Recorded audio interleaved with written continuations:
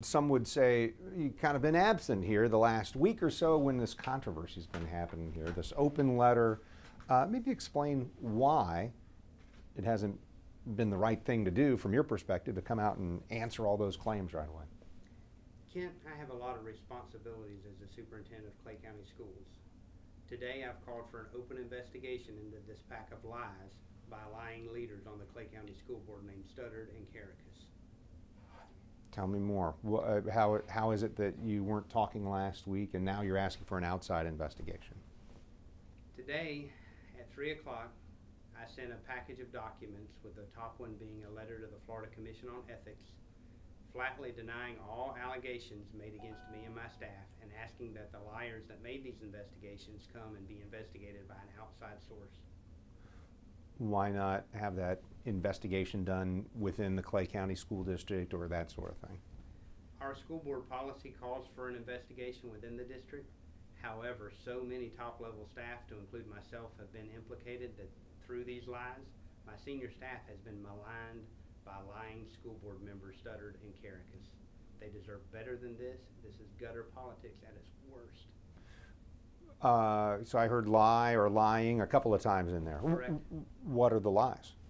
The lies are all in the open letter that is on your website. Everybody can look those lies up.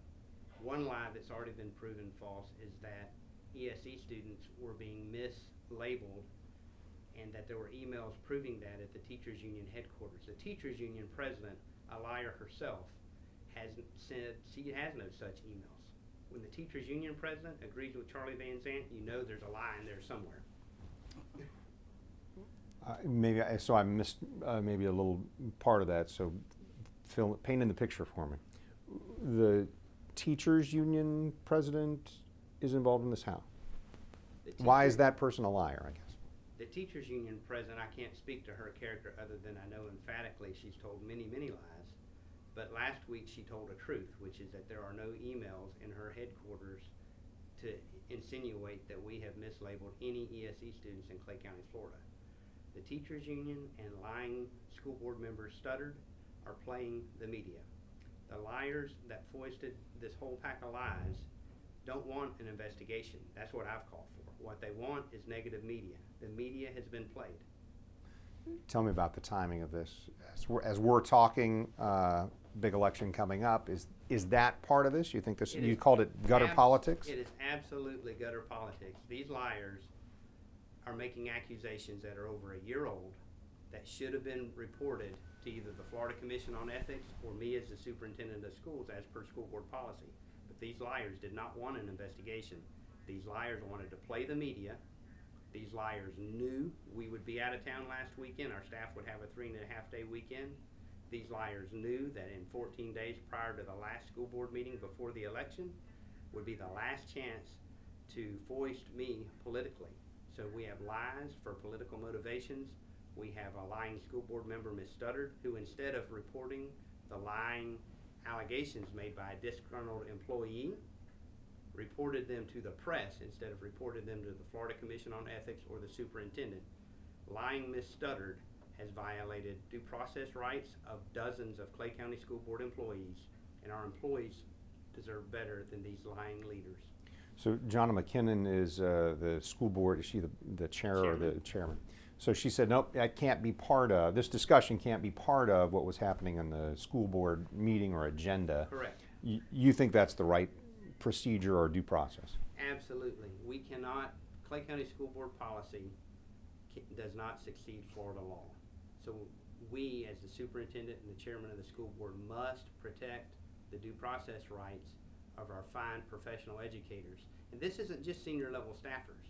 If these lies were true, then ESE teachers, ESE secretaries, the support personnel that do the Medicaid billing would all be implicated in these lies. Studdard, when she forwarded this to the press in her own lying way to get negative press. Again, I can't stress enough, the media has been played in all of this.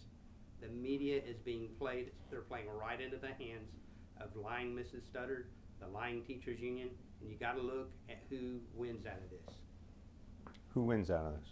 Addison Davis. Addison Davis is my political opponent. He has the most to gain by me being discredited in the media. I will not allow myself to be discredited.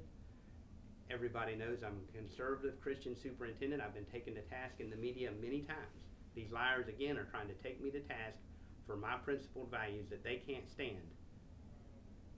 All right, so I'm trying to think of any time in the past when I've interviewed somebody and I've heard the word lie or lying as much.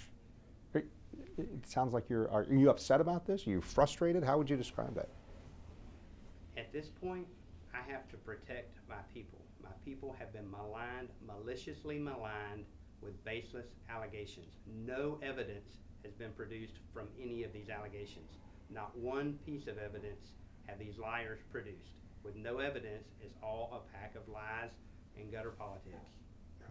What else did you want to talk to that I didn't get at? And then I'm going to turn the attention to Mr. Horn over here. The timing is highly suspicious. You noted that.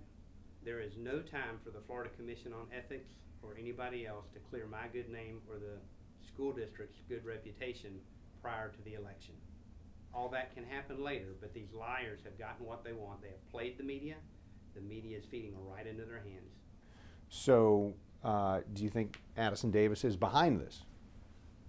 I don't know if Addison Davis is behind this, but Dr. Saylor is a disgruntled employee. She confessed openly, and you put on your website that she confessed to having PTSD. Her having PTSD and lying Carol Studdard, forwarding this to the media, is reprehensible. Mrs. Studdard has taken advantage of a fine employee that has lied but has been manipulated. Dr. Saylor has been played by the school board, member Caracas, and Studdard, and the press. She's been taken advantage of into what she admits and what you have posted on your website as a PTSD type situation. These lies are reprehensible. I am a combat officer, a 2 in Operation Iraqi Freedom, a 2 in Operation Enduring Freedom. PTSD is a serious thing, and that should be shrouded. That information was not public information on Dr. Saylor, but lying Carol Studdard for political motivations and to advantage Addison Davis in this election has taken this information and sent it to the wrong authorities.